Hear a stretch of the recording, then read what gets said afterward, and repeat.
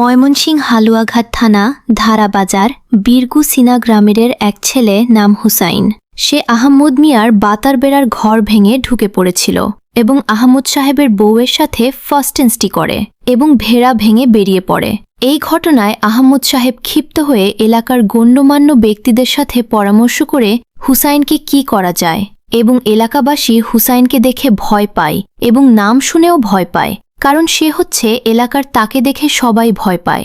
সেই এমন কোনো কাজকাম নাই যে সে করে না। হুসাইনের বিচার চাই। আহমদ সাহেবের আকুতি মিনতি হুসাইন ফস্টি নষ্টি করেছে, তা একজন সাক্ষী আছে। চলুন এবার আমরা সাক্ষীর কাছে চলে যাই।